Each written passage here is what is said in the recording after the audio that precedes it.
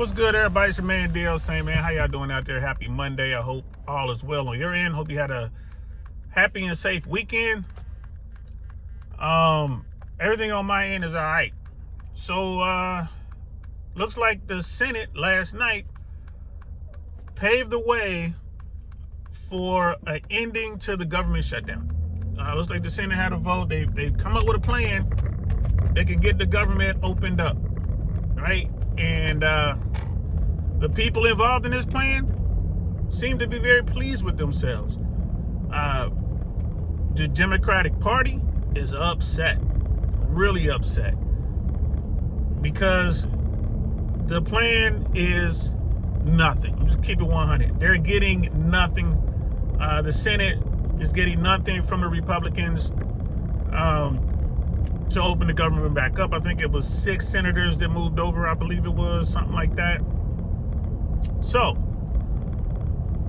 everyone's looking at this, man. And if you watch me on this platform, I'm always talking about how the Democrats have terrible leadership, and they can mess up a wet dream. The Democrats are just, when it comes to standing 10 toes down, when it comes to, getting busy and doing what you got to do, when it comes to just having a fight, they give up. They give up all the time, bro. They just don't even try. It's horrible. It's horrible. So, I ain't gonna lie to you, bro. I think that Chuck Schumer got something to do with this. I really do. I believe that, Chuck Schumer, I might not like him as a leader, but he does have complete control over the Senate. He knows what he's doing. And I don't think that a move like this by this many senators would happen without his okay. In fact, he might have presented this to him, offered all kind of cover to these senators. And then when you look into it, the senators who were involved in this, they're either retiring, like they're about to get out of the Senate, or they're not up for re-election until 2028 or 2030. And so we got this deal. And then when you go and you listen to the talking heads or you read some articles, you'll find out that the deal that the Democrats took, or this deal that they made, has been on the table since the 3rd week of the shutdown. So in other words, they could have done this a long time ago, but they're just now doing it. Right? So I don't understand that.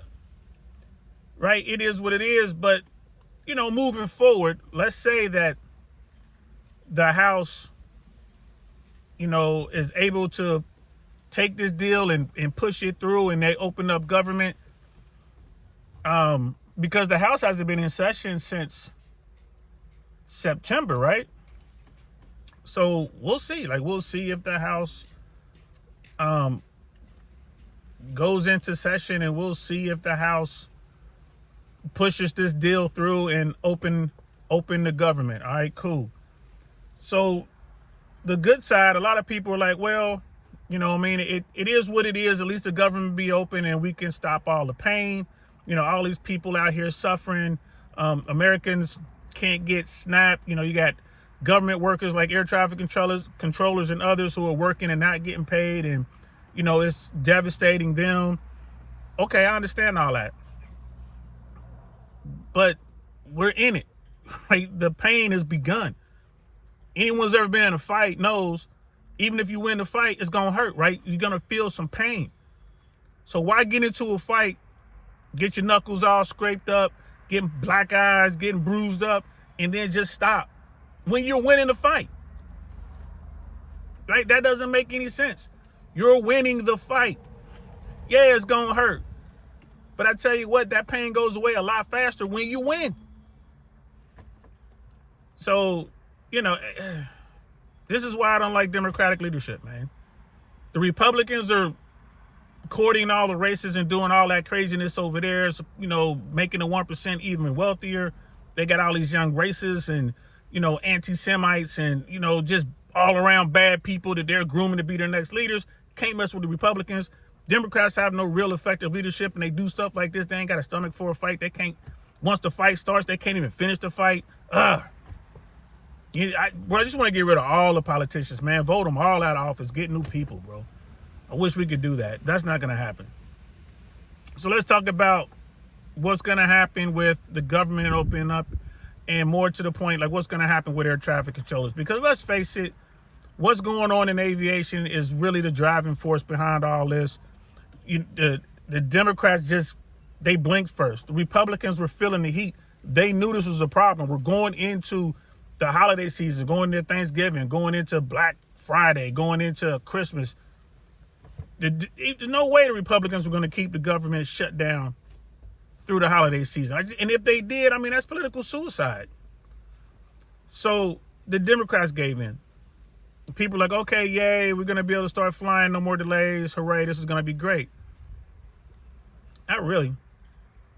Because air traffic controllers, who just sat through the longest government shutdown in history, these air traffic controllers who are already short-staffed, already working as hard as they can possibly work, already working mandatory overtime, they're already working 10-hour days, 6-day weeks. All that was going on before the shutdown. And the only thing they can really do to keep themselves going, one of the things, is you're making extra money, you can treat yourself. You can go out and do some things. You can, go get the nice spa treatment, or you can go take a trip somewhere. You can go visit your family. You can buy yourself something nice. Just those small luxuries, just to deal with all the pain of having to work so hard, right? Now you take their money away. They missed basically 2 pay periods and a half, because they're not going to get paid this pay. I don't see whatever's being done. I don't see the money getting to the air traffic controllers by Friday. So they're not going to get paid on Friday. Maybe next week. Right? So what's going to happen with air traffic controllers? What's going to happen with aviation? Well, a lot of air traffic controllers who didn't come to work, they didn't come to work because they lost their medical. You can't get your medical clearance back like that. It's not a matter of you calling the flight surgeon and say, hey, I feel better now. Give me my physical. I want to go to work. No, you have to go through a process. FAA management understands that it's going to take some time to get these controllers back on the books. It's going to take some time to get these controllers their medical back. And then depending on how long they were missing, you might have to go through a training process to actually be able to work the airplanes by yourself. So it's going to take more effort to get these controllers back to work, which means in the short term, there's still going to be slowdowns. There's still going to be cancellations, right? The numbers don't come back immediately. Sean Duffy understands this. He asked the questions already. That's why Sean Duffy is saying it's going to get worse regardless. Regardless, it's going to get worse. Like, how soon can you get the flight surgeons to reinstate the medicals to the air traffic controllers who lost their medical? How many of those air traffic controllers even want to come back to work? Now, that's the final thing I want to talk about. How many air traffic controllers that are eligible for retirement are going to retire next year? And the reason I say next year is because a lot of air traffic controllers have signed bonuses. The government is giving bonuses to air traffic controllers who are eligible to retire, basically saying, hey, we'll give you this money. I think it's somewhere between $10,000 and $30,000 for you to not retire. So if you take the bonus, you have to work that year, right? If you take that bonus, you have to work one more year. So that year starts, it's not like everyone's on the same calendar. Like my year will begin in December. Right? If your birthday's in January or your birthday's in August or whatever, that's when, and you take that deal, you got to work that 12-month period beginning in your birth month. So you got controllers who signed on to that. But a lot of these controllers, like I signed on for that bonus last year, I'm eligible to retire again. I'm eligible to retire. At age 50, you can retire. And they're like, hey, I'm just going to not sign that bonus next year, and I'm going to find my way out of this business. And what does that mean? It's like, all right, I'm not going to take the bonus. That means I can retire whenever I want, and I'm going to go out and find myself maybe a contract job. I'm going to look at how much I'm going to get paid as far as my pension. A lot of these air traffic controllers, their pension is going to be 6 figures. Their pension is going to be up there. 6 figures to not come to work. right? Or really close to it. Maybe a little over six figures, maybe a little under, but they're going to get paid a decent chunk of money to not come to work. And that money, they get that money whether the government's open or not. If it's a shutdown, like I'm retired, my pension came in like it always came in. Boom, hits the account when it's supposed to hit the account. Air traffic controllers know this. So how many air traffic controllers are going to leave the job because of this shutdown, because of all this pain? And the Democrats got nothing out of it. You know, this whole thing was about people getting affordable health care, people being, you know, keeping the subsidies intact for the Obamacare, the ACA, the Affordable Care Act. That's what this was all about. None of that was talked about in the deal. The Republicans promised to talk about health care in December, or promised to talk about what? What does that even mean? We're going to talk about it? We're going to have a vote on it? So what? In the Senate? So what?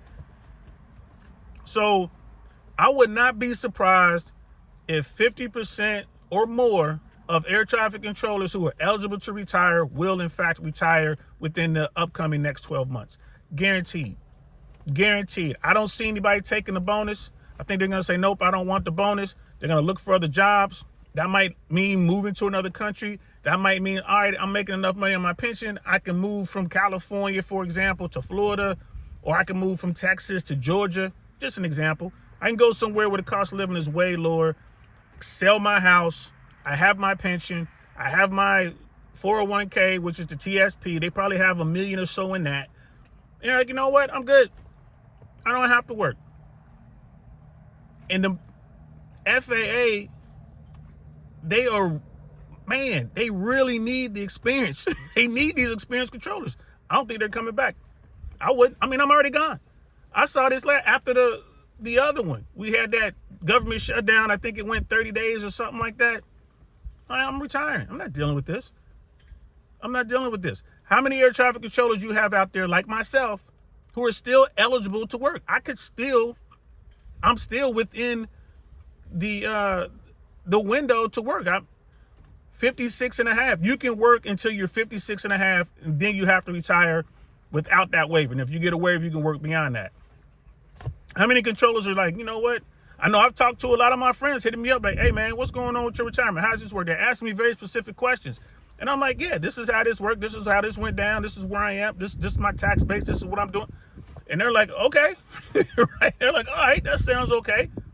Right? You're talking to controllers. They're like, yeah, these controllers like, hey, my youngest kid's in high school, about to graduate in a year or two. It's like, yeah, smart kid's going to win a scholarship.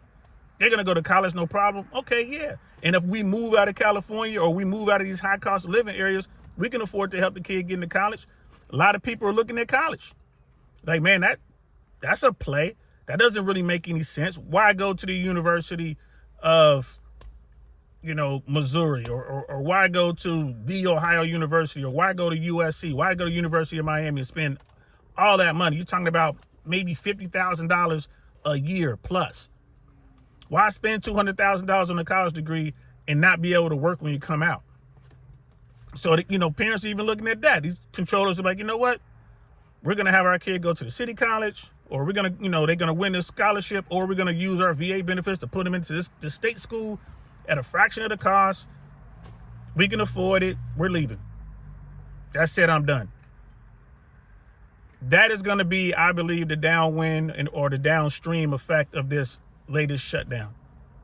You're going to lose the air traffic controllers anyway. So, knowing that, why quit? That's what I don't understand. Why would the Democrats throw in the towel knowing they're going to have to pay for this down the road? I don't know why. But I ain't going to lie to you, bro. I believe that Chuck Schumer is behind this. Chuck Schumer never wanted to shut the government down in the first place. Chuck Schumer didn't want to fight for Americans to get this health care or whatever. He just wanted to roll over. And once the shutdown began, he was looking for a way out of it. And he finally found one. He finally found a handful of senators that was, that he could go to and say, hey, look, I need y'all to do this. Even though he didn't vote for it, even though he's out there saying that I am not behind this, he's lying. That's why you can't have, cowardly leadership. You can't have weak leadership. That's what this is. All that pain for nothing. For nothing. Now, here's the thing. Something might happen in the House. This thing might not happen. The government may stay shut down for a little while longer. I mean, it's going to stay shut down a little while longer regardless. But who knows? And I'll leave with this. Once the House is back in session, they're going to have the votes to make the Epstein list, right, available to everybody. Everyone's going to be able to see the list, right? Because Mike Johnson didn't want to swear in the House member from, I think it's Arizona, because he doesn't want that list to come out. So we're going to have to wait and see what the House does on this. But I do believe that the government's going to open. Remember, I said I was like, the first week of November, like November 7th, I think they're going to open up the government.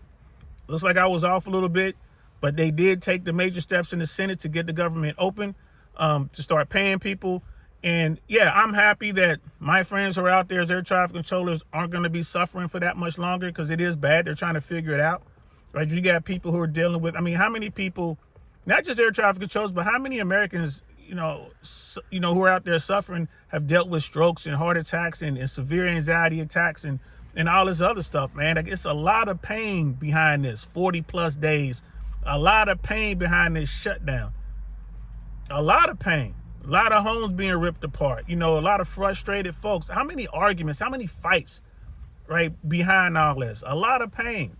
And for the Democrats to give up like this, man, is just sad. Sad. Anyway, that's what I think about it, guys. Let me know what you think about it in the comments below, man. I appreciate y'all comments. The good ones, the bad ones, the horrific ones. I appreciate it. Keep them coming.